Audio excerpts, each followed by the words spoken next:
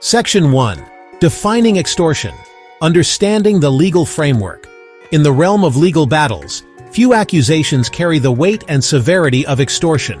This isn't just about strong-arming someone, it's a calculated act with a clear legal definition. In Washington, D.C., where power intersects with the law, extortion is defined as the act of obtaining something of value or compelling a specific action through the use of threats or coercion. This means that someone accused of extortion has used intimidation or pressure to force another party into giving them something they wouldn't have otherwise. The law doesn't distinguish between subtle pressure and overt threats. Both can constitute extortion. Whether it's a veiled threat whispered in a backroom deal or a blatant demand made in broad daylight, the core element remains the same, using fear or force to achieve an undeserved gain. Think of it like this. Imagine someone demanding payment from a business owner in exchange for protection from imagined threats. That's a classic example of extortion, and it highlights the imbalance of power that often underpins these cases. The victim, fearing for their safety or livelihood, feels pressured into complying with the demands of the extorter. This abuse of power is what makes extortion so egregious in the eyes of the law. It undermines the principles of fairness and justice that our legal system is built upon. The severity of extortion is amplified when those in positions of authority are involved.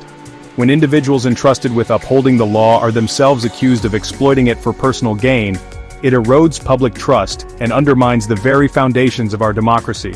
The alleged actions of Donald Trump in the case of the Paul Weiss law firm, as we will explore in this essay, raise serious concerns about potential extortion and abuse of power.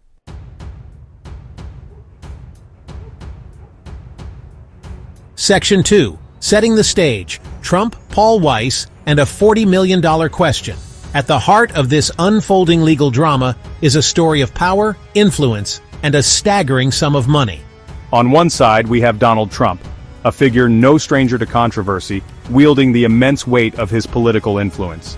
On the other side stands Paul Weiss, a prestigious law firm with a long history of representing high-profile clients, including prominent Democrats. The stage is set for a clash of titans, with allegations of extortion casting a long shadow over the proceedings. The story begins with Trump issuing an executive order targeting Paul Weiss, a move widely seen as retaliation for their representation of his political opponents. This order, aimed at crippling the firm financially, sent shockwaves through the legal community. Suddenly, a firm accustomed to navigating complex legal battles found itself facing an existential threat, caught in the crosshairs of political retribution. The executive order, designed to punish the firm by revoking security clearances and barring them from government contracts, had the potential to decimate their client base and severely impact their revenue stream. Faced with this unprecedented attack, Paul Weiss found themselves at a crossroads. They could choose to fight the executive order in court, challenging its legality and defending their right to represent clients without fear of reprisal. This path, while principled, carried significant risks. Litigation is a costly and time-consuming process, with no guarantee of victory. Moreover, publicly challenging a sitting president could further inflame the situation and lead to even more aggressive retaliatory actions. The alternative was to seek a resolution outside the courtroom, a path that led them to the Oval Office itself. Brad Karp, the chairman of Paul Weiss, met with Trump in a high-stakes encounter that would determine the fate of his firm. The details of this meeting, shrouded in secrecy, have become the subject of intense speculation and debate. What transpired behind closed doors? What promises were made and what concessions were demanded? The answer, as we will uncover in the following sections, lies at the heart of the extortion allegations against Donald Trump. It is a tale of power dynamics, political maneuvering, and a $40 million question that could have profound implications for the rule of law in America.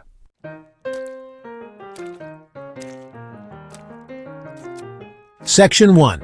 The Executive Order, a weaponized tool of retribution. Donald Trump's presidency was marked by a series of unprecedented actions, often characterized by a brazen disregard for established norms and a willingness to wield power in unconventional and often controversial ways. The case of the Paul Weiss law firm provides a stark illustration of this approach, with Trump utilizing the power of the executive order as a weapon to target and punish perceived enemies. Executive orders, traditionally employed to streamline governance and address urgent matters, were transformed under Trump into instruments of political retribution, aimed at silencing critics and consolidating his grip on power. In the case of Paul Weiss, Trump's ire was allegedly ignited by their representation of Democratic figures and causes, a move he viewed as a direct affront to his administration. Fueled by this perceived disloyalty, Trump signed an executive order specifically targeting the firm, aiming to cripple their operations and send a chilling message to other potential dissenters. This order, a blatant attempt to punish a private entity for exercising their First Amendment rights, sent shockwaves through the legal community and raised serious concerns about the erosion of democratic principles. The executive order, a document typically reserved for matters of national importance, was weaponized in this instance to settle a personal score. It sought to sever Paul Weiss's access to lucrative government contracts, a move that could have devastating financial consequences for a firm of their size and stature. Furthermore, the order threatened to revoke security clearances for lawyers within the firm, effectively barring them from handling cases involving sensitive information and further limiting their client base. This calculated assault on Paul Weiss's ability to operate effectively was not just an attack on a single law firm, it was a direct assault on the rule of law itself. By targeting a private entity for their political affiliations, Trump sent a clear message: dissent would not be tolerated, and those who dared to challenge his authority would face swift and severe consequences. This blatant attempt to stifle opposition and silence critics set a dangerous precedent, undermining the very foundations of a free and democratic society.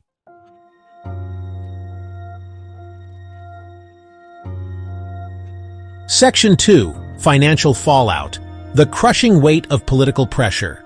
The immediate impact of Trump's executive order on Paul Weiss was nothing short of seismic. The firm, accustomed to navigating the complexities of high-stakes litigation and corporate law, found themselves grappling with an existential threat to their very survival. The potential loss of government contracts, representing a significant portion of their revenue stream, sent shockwaves through the firm's financial projections. Partners accustomed to handsome profits faced the unsettling prospect of dwindling incomes and an uncertain future. The order's ripple effects extended far beyond the firm's bottom line. Associates, once eager to climb the ranks of this prestigious firm, found their career trajectories thrown into disarray. The once coveted positions at Paul Weiss, promising prestige and financial security, were now tainted by the specter of political interference and the potential for future reprisals. The firm's reputation, carefully cultivated over decades of legal excellence, was suddenly at risk, tarnished by the association with a politically motivated attack. The financial pressure exerted by the executive order was palpable, creating an atmosphere of anxiety and uncertainty within the firm. The message from the White House was clear: defiance would come at a steep price. This pressure, designed to force Paul Weiss into submission, had the unintended consequence of galvanizing opposition within the legal community. Lawyers, witnessing this blatant attack on one of their own, began to recognize the fragility of their own positions and the potential for future abuses of power. The case of Paul Weiss served as a stark reminder that even the most established and well-connected firms were not immune to the capricious whims of a president willing to exploit his authority for personal gain. It exposed the vulnerability of the legal profession to political pressure and raised concerns about the erosion of the separation of powers, a fundamental principle upon which the American system of government is built. The financial fallout from Trump's actions extended far beyond the walls of Paul Weiss, sending a chilling message throughout the legal community and beyond. No one was safe.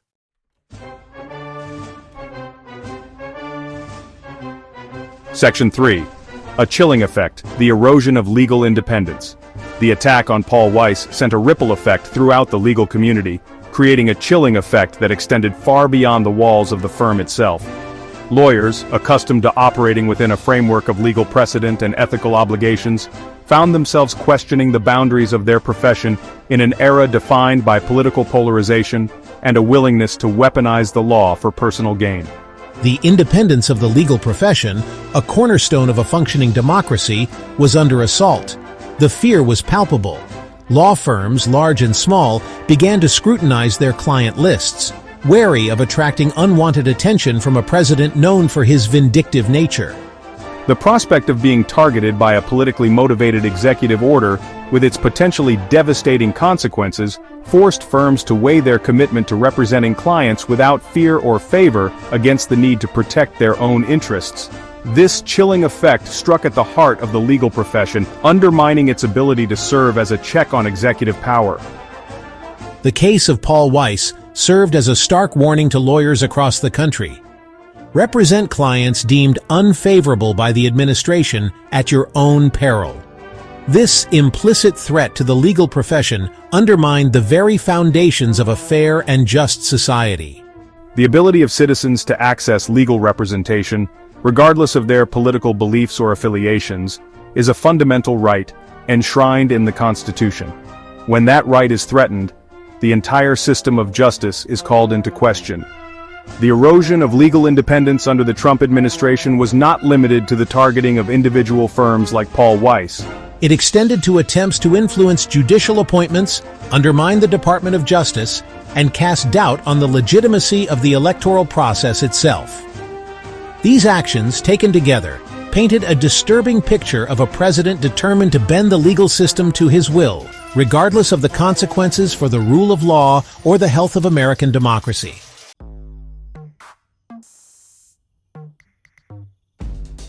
Section 1. The Meeting, a high-stakes bargain in the Oval Office. The Oval Office, a symbol of American power and prestige, became the setting for a high-stakes negotiation that would determine the fate of Paul Weiss and expose the depths of Trump's alleged extortion scheme. Brad Karp, the chairman of the embattled law firm, found himself face-to-face with the president, the man who held the firm's future in his hands. The atmosphere was undoubtedly thick with tension, a palpable sense of unease hanging in the air as Karp navigated the treacherous waters of presidential power. The details of this meeting, like many encounters within the Trump White House, remain shrouded in a veil of secrecy.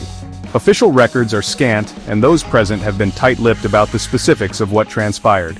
However, through a combination of leaked accounts, anonymous sources, and Trump's own penchant for self-promotion, a picture begins to emerge of a meeting where the lines between legal representation, political influence, and outright coercion became dangerously blurred.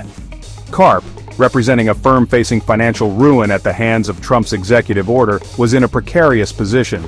He was tasked with saving his firm, protecting his colleagues, and upholding his own professional integrity, all while facing down a president known for his unpredictable nature and ruthless approach to those he perceived as enemies. The pressure on Karp to secure a favorable outcome must have been immense. Every word, every gesture, every concession offered, and every demand made carried the weight of the firm's future. On the other side of the table sat Trump, a man accustomed to getting his way, wielding the power of the presidency like a blunt instrument. He held the fate of Paul Weiss in his hands, and he knew it. This meeting was not about justice, nor was it about the rule of law. It was about power, leverage, and the price of buying off a president's wrath.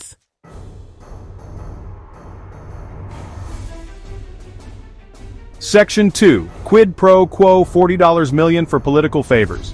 As the meeting in the Oval Office unfolded, the contours of Trump's alleged extortion scheme came into sharper focus. It was not enough for Paul Weiss to simply apologize for their past representation of his political opponents, or to promise neutrality in future legal battles. Trump, it seemed, had a more transactional approach in mind, one that involved a hefty price tag and a healthy dose of political maneuvering. According to reports, Karp, under immense pressure to appease the president and save his firm, made an extraordinary offer: $40 million in legal services to advance Trump's political agenda. This wasn't just about providing legal counsel. It was about placing the considerable resources and expertise of Paul Weiss at the disposal of a president seeking to consolidate his power and silence his critics. It was a quid pro quo. Plain and simple financial support in exchange for political favoritism and a reprieve from the crippling executive order. The audacity of this alleged offer is staggering. It suggests a willingness on the part of both Trump and, at least to some extent, Paul Weiss to engage in a deeply unethical and potentially illegal exchange. For Trump, it represented an opportunity to line his own pockets, or at least those of his political allies, while simultaneously neutralizing a perceived enemy and sending a chilling message to other potential critics. For Paul Weiss, it represented a desperate attempt to buy their way out of a crisis of their own making, even if it meant compromising their principles and undermining the integrity of the legal profession. The alleged $40 million offer was not merely about money. It was about power and influence. It was about using the legal system as a tool for political gain, blurring the lines between justice and self-interest. It raised profound questions about the nature of the attorney-client relationship, the ethical obligations of lawyers, and the very foundations of a democracy built on the rule of law.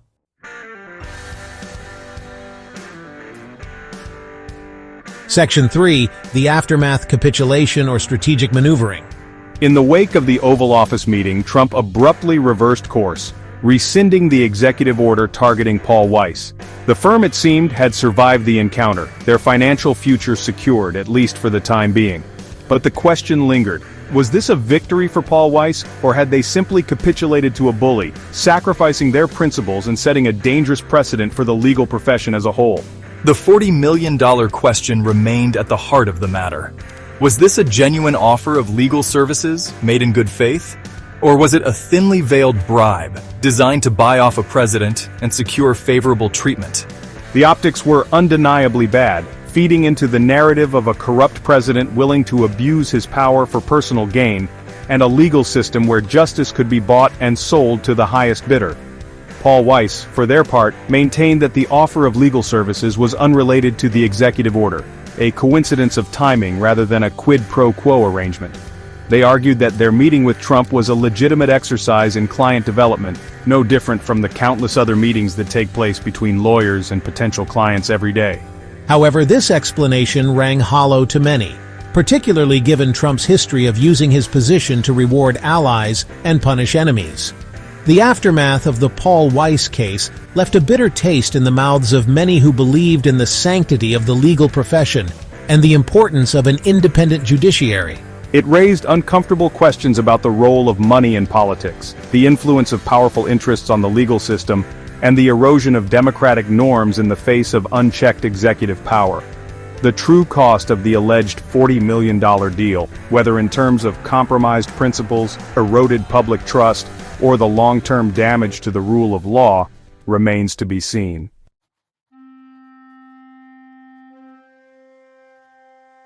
Section 1. Extortion, a legal analysis of Trump's actions. The allegations against Donald Trump in the Paul Weiss case strike at the heart of a fundamental principle enshrined in American law, that no one, not even the president, is above the law. To understand the gravity of these allegations, we must delve into the legal definition of extortion and examine how Trump's actions measure up against this standard. Extortion, in its simplest terms, involves the use of threats or coercion to obtain something of value from another person or entity. It is a crime that preys on fear and vulnerability, using intimidation and undue influence to achieve an unjust gain. In the case of Paul Weiss, the elements of extortion seem disturbingly present.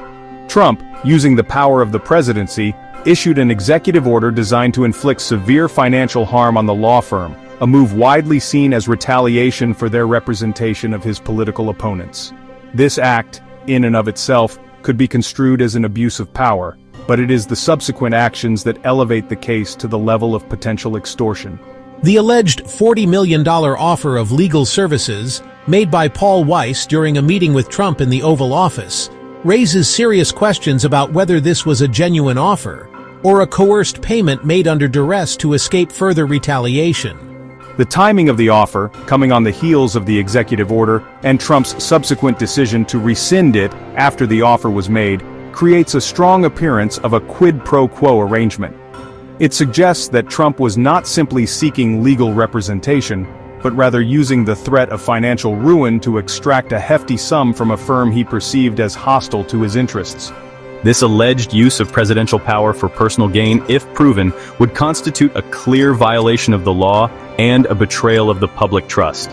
The legal analysis of Trump's actions in this case is complex and hinges on proving intent. Did Trump knowingly use the power of his office to pressure Paul Weiss into making a payment they would not have otherwise made? Was the offer of legal services genuinely independent of the executive order, or was it a calculated response to the pressure exerted by the president? These are questions that would need to be answered through a thorough investigation, one that examines the timeline of events the communications between the parties involved, and the motivations behind their actions.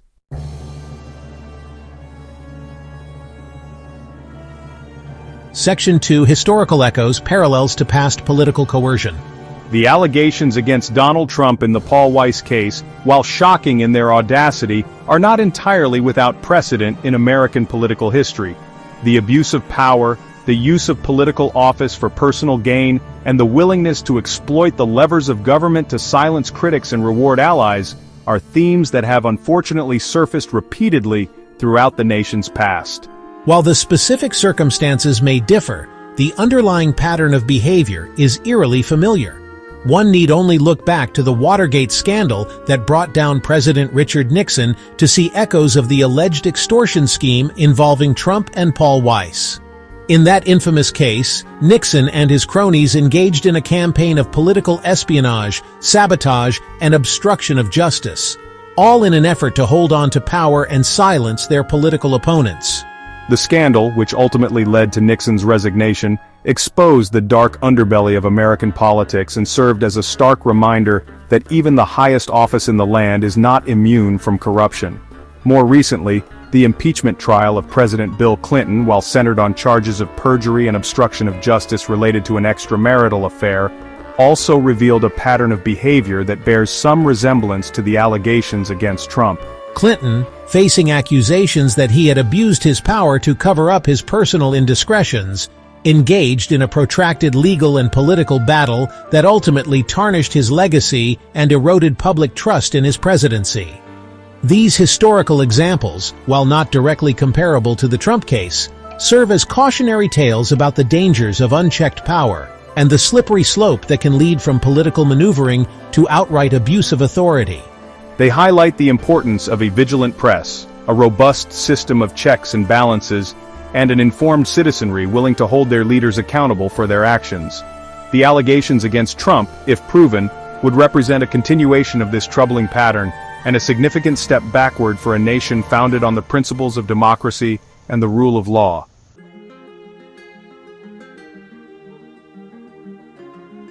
Section 3. The erosion of norms, a pattern of abuse of power. The allegations against Donald Trump in the Paul Weiss case, if proven true, would represent more than just an isolated incident of potential extortion. They would point to a broader pattern of behavior characterized by a disregard for ethical norms, a willingness to exploit the power of the presidency for personal gain, and a blatant attempt to undermine the institutions and principles upon which American democracy is built. This pattern, evident throughout Trump's presidency, has been characterized by a steady erosion of democratic norms and a disregard for the rule of law. From his attacks on the free press, labeling any media coverage critical of his administration as fake news, to his attempts to undermine the independence of the judiciary, repeatedly attacking judges who ruled against him, Trump has consistently demonstrated a disdain for the institutions and principles that underpin a functioning democracy. He has shown a willingness to bend or break the rules to suit his own purposes, often with little regard for the consequences of his actions. This erosion of norms is not limited to Trump's interactions with the legal system.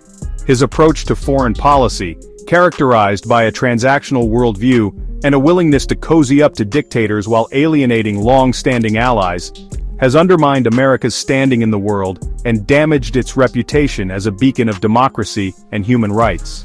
His handling of the COVID-19 pandemic, marked by misinformation, denial, and a disregard for scientific expertise, has resulted in a devastating loss of life and a further erosion of public trust in government. The allegations against Trump in the Paul Weiss case, while serious in their own right, must be viewed within this broader context of norm-breaking and abuse of power. They are not isolated incidents, but rather symptomatic of a deeper malaise that has taken root in American politics. Addressing this malaise requires more than simply holding Trump accountable for his actions. It demands a renewed commitment to the principles of democracy, a strengthening of the institutions that protect those principles, and a citizenry vigilant in its defense of the rule of law.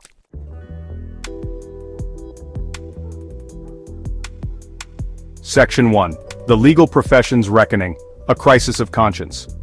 The allegations against Trump and the Paul Weiss law firm sent shockwaves through the legal profession, forcing a reckoning with uncomfortable truths about power, influence, and the ethical dilemmas faced by lawyers operating in a system increasingly intertwined with politics and money.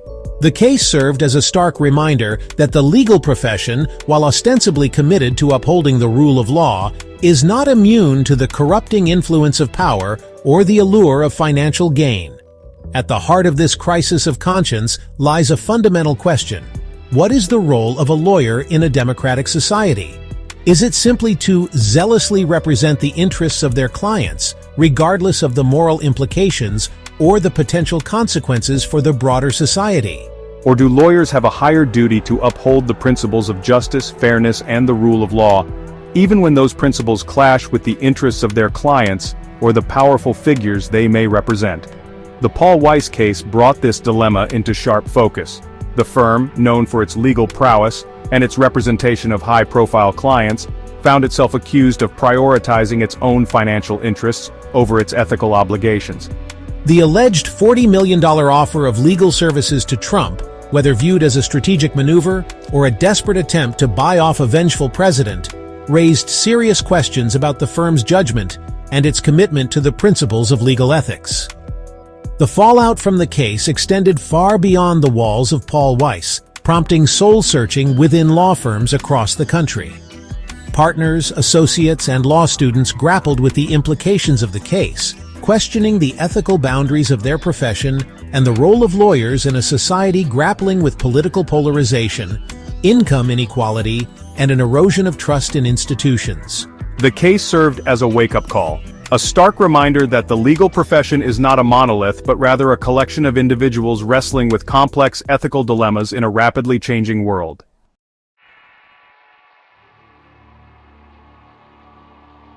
Section 2. The Price of Silence. Emboldening Autocratic Tendencies. The alleged capitulation of Paul Weiss to Trump's pressure sent a chilling message throughout the legal community and beyond, that even the most powerful and well-connected entities are not immune to the whims of an authoritarian leader willing to exploit the levers of government for personal gain. This perceived victory for Trump, achieved through intimidation and the threat of financial ruin, served to embolden his autocratic tendencies and further erode the norms and institutions that underpin a functioning democracy. Trump, throughout his political career, has consistently demonstrated a disregard for the rule of law, often viewing legal constraints as mere inconveniences to be circumvented or ignored. He has shown a penchant for attacking his critics, undermining the free press, and sowing distrust in the institutions of government, all while surrounding himself with loyalists and enablers willing to turn a blind eye to his excesses. The Paul Weiss case, if the allegations are true, represents a dangerous escalation of this pattern of behavior. It suggests that Trump, emboldened by his previous successes in bending the legal system to his will, is becoming increasingly brazen in his attempts to silence dissent and consolidate his power. This is a pattern all too familiar to students of authoritarianism, where the erosion of democratic norms and the suppression of opposition often begins with attacks on the legal profession and the judiciary. The danger of such behavior cannot be overstated. A legal system that is perceived as beholden to political pressure, where justice is for sale to the highest bidder, loses its legitimacy and its ability to serve as a check on the excesses of power. When citizens lose faith in the institutions designed to protect their rights and ensure fairness, the very foundations of democracy begin to crumble.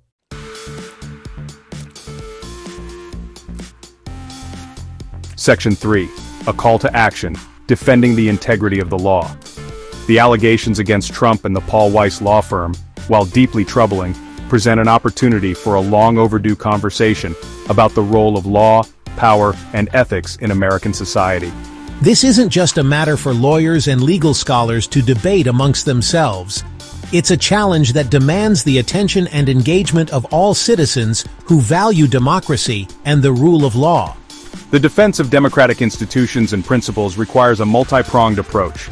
It demands a vigilant and independent media willing to hold those in power accountable, shining a light on corruption, abuse of power, and attempts to undermine the rule of law. It necessitates a robust system of checks and balances, with a Congress willing to exercise its oversight responsibilities and a judiciary committed to upholding the Constitution, even when it means standing up to the executive branch. Perhaps most importantly, it requires an engaged and informed citizenry, willing to speak out against injustice, to demand accountability from their elected officials, and to defend the institutions and principles that underpin a free and just society. Silence in the face of such transgressions is not simply acquiescence, it is complicity. The legal profession, too, has a crucial role to play in this fight. Lawyers, by virtue of their training and their ethical obligations, are uniquely positioned to serve as guardians of the rule of law. They have a responsibility to speak out against abuses of power, to defend the rights of the accused, and to ensure that everyone, regardless of their wealth, status, or political beliefs, has equal access to justice. The allegations against Trump and Paul Weiss, while deeply concerning, serve as a stark reminder of the fragility of democratic institutions and the constant need for vigilance in their defense. The fight to preserve the integrity of the legal system, to uphold the rule of law, and to protect the principles of democracy is a fight that demands the attention and engagement of all citizens. The time for complacency is over, the time for action is now.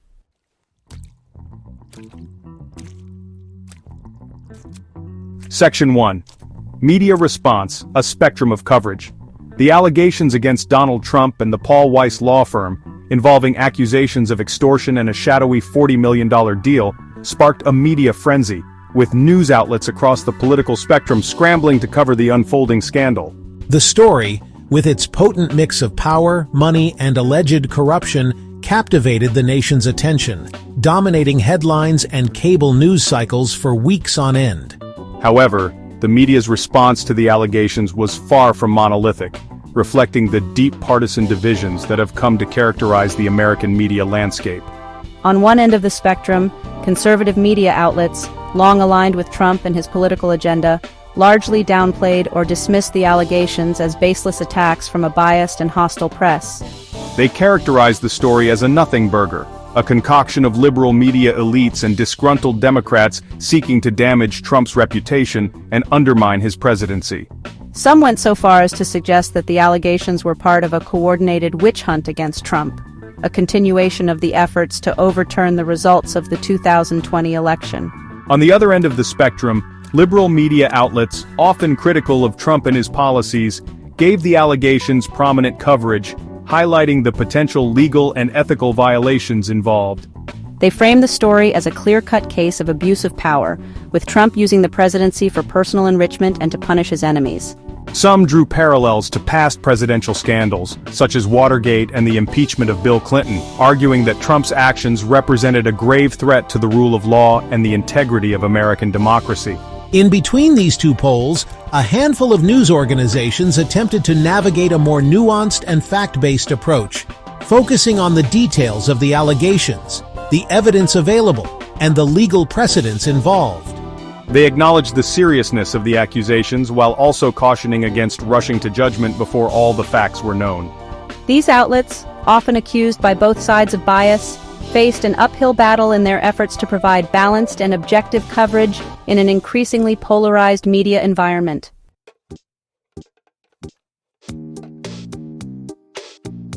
Section 2. Legal community's reactions, between outrage and resignation. The allegations against Trump and Paul Weiss sent shockwaves through the legal community, eliciting a range of reactions from outrage and condemnation to weary resignation and a sense of déjà vu.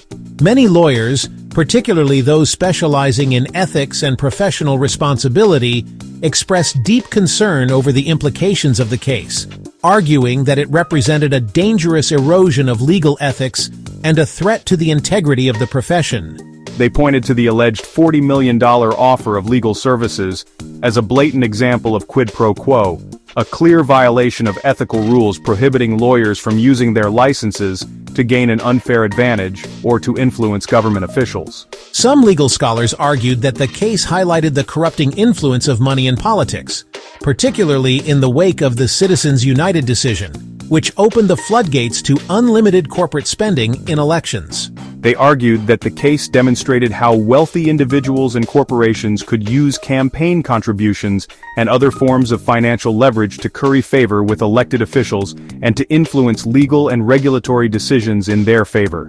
This erosion of the separation of powers, they warned, threatened to undermine the rule of law and to create a system where justice is for sale to the highest bidder. However, not all lawyers were surprised or outraged by the allegations. Some, particularly those who had practiced law in Washington, D.C. for many years, expressed a sense of weary resignation, arguing that the case was merely a symptom of a larger culture of corruption and influence peddling that had long permeated the nation's capital. They pointed to the revolving door between government and the private sector, where former government officials often leveraged their connections and inside knowledge for lucrative lobbying jobs, as evidence of a system rigged in favor of the wealthy and well-connected. The Paul Weiss case, they argued, was simply a particularly egregious example of a more pervasive problem, one that would not be solved by simply sanctioning a few bad actors. It required a more fundamental rethinking of the relationship between law, money, and power in American society, a task that seemed daunting in an era of hyper-partisanship and political gridlock.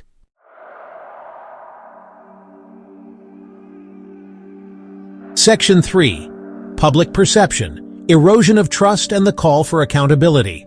The allegations against Trump and Paul Weiss, playing out against a backdrop of heightened political polarization and eroding trust in institutions, further fueled public cynicism and disillusionment with the American political system. The case, seen by many as yet another example of corruption and the abuse of power, reinforced the perception that the system is rigged in favor of the wealthy and powerful, while ordinary citizens are left to fend for themselves. Public opinion polls conducted in the wake of the scandal revealed a deep sense of frustration and anger, with a majority of Americans expressing belief that Trump had abused his power and that Paul Weiss had acted unethically. The case also ignited a debate about the role of money in politics, with many Americans expressing concern about the undue influence of wealthy individuals and corporations on the political process. The alleged $40 million offer of legal services, seen by many as a thinly veiled bribe, highlighted the corrosive effects of money on democracy, fueling calls for campaign finance reform and greater transparency in government. The case became a rallying cry for those seeking to address the growing influence of money in politics, leading to renewed efforts to overturn Citizens United and to enact stricter campaign finance regulations. The public's demand for accountability in the wake of the scandal was palpable. Many called for a thorough and impartial investigation into the allegations, with some demanding Trump's impeachment and disbarment for Paul Weiss lawyers involved in the alleged deal. The case underscored the public's expectation that those in positions of power, whether in government or the private sector, should be held to a higher ethical standard and that no one, not even the president, is above the law. The public's response to the scandal served as a potent reminder that the health of a democracy depends on the integrity of its institutions and the trust of its citizens. The erosion of that trust, fueled by scandals like the one involving Trump and Paul Weiss, posed a significant threat to the long-term stability and legitimacy of the American political system. It underscored the urgent need for reforms aimed at restoring public confidence in government, strengthening ethical standards, and ensuring that the rule of law applies equally to all, regardless of wealth, power, or political connections.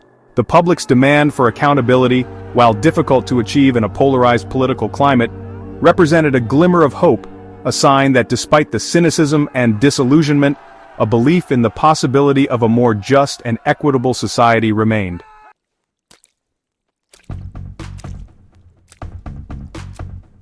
Section 1. The Legal Battlefield, Navigating a Complex Terrain.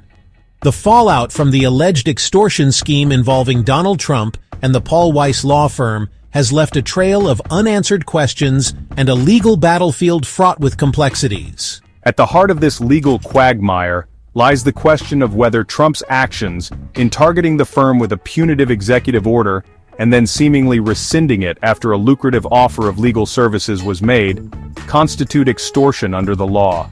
Proving extortion requires demonstrating a clear link between the threat, the demand, and the subsequent action. prosecutors would need to establish that Trump, using the power of the presidency, intentionally sought to extract a personal benefit, in this case, $40 million in legal services, by leveraging the threat of financial harm against Paul Weiss. This is where the legal terrain becomes treacherous. Establishing intent, particularly in cases involving high-ranking officials, can be exceedingly difficult. Trump, if he were to face charges, would likely argue that the executive order targeting Paul Weiss was motivated by legitimate concerns about national security or government contracting practices, unrelated to the firm's political affiliations or their representation of his opponents. He could claim that the offer of legal services was a separate matter, initiated by Paul Weiss independently of the executive order, and that any suggestion of a quid pro quo is purely coincidental. Furthermore, the fact that Paul Weiss, the alleged victim in this case, has not publicly accused Trump of extortion or cooperated with any potential investigations further complicates matters. Their silence, whether motivated by fear of further retaliation, a desire to protect their reputation, or a belief that they can weather the storm without further legal entanglements, makes it more challenging for prosecutors to build a case. Without the cooperation of the alleged victim, proving extortion becomes an uphill battle. Adding to the complexity is the possibility that Trump, if he were to face charges, could attempt to pardon himself or seek to obstruct justice by pressuring witnesses or interfering with investigations. His past behavior, characterized by a disregard for legal norms and a willingness to exploit the power of the presidency for personal gain, suggests that he would not hesitate to use any means necessary to protect himself and his allies. This potential for obstruction of justice further underscores the challenges of holding powerful individuals accountable for their actions.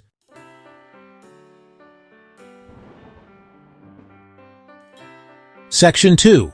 The Stakes, a battle for the soul of democracy. The allegations against Donald Trump and the Paul Weiss law firm, while ostensibly a legal matter, strike at the very heart of American democracy, raising profound questions about the rule of law, the integrity of institutions, and the delicate balance of power in a society grappling with deep divisions and a crisis of trust. This case transcends partisan politics. It is a battle for the soul of a nation founded on the principles of equality, justice, and the belief that no one, not even the most powerful individual, is above the law. At stake is the very notion of a fair and impartial legal system, one where justice is blind to wealth, status, or political connections. If a president can use the power of his office to punish his enemies, to reward his allies, and to extract personal benefits through intimidation and coercion, then the rule of law becomes meaningless, replaced by a system where might makes right and the powerful operate with impunity. Beyond the immediate legal implications, this case has far-reaching consequences for the health and stability of American democracy. The erosion of trust in institutions already at a fever pitch is further exacerbated when those in positions of power are seen as corrupt, self-serving, and unaccountable. This erosion of trust creates a fertile breeding ground for cynicism, apathy, and ultimately, disengagement from the political process. When citizens lose faith in the system's ability to deliver justice and fairness, they become disillusioned, more susceptible to misinformation, and less likely to participate in the democratic process, leaving a void readily filled by extremism, demagoguery, and the politics of division. The stakes in this battle are not merely theoretical or abstract. They have real-world consequences for the lives of ordinary Americans. A justice system perceived as rigged against the average person erodes faith in the rule of law, making it more difficult to address systemic inequalities, protect civil liberties, and ensure equal opportunity for all. When those in power are allowed to operate above the law, it sends a message that corruption is acceptable, that accountability is a myth, and that the pursuit of justice is a fool's errand.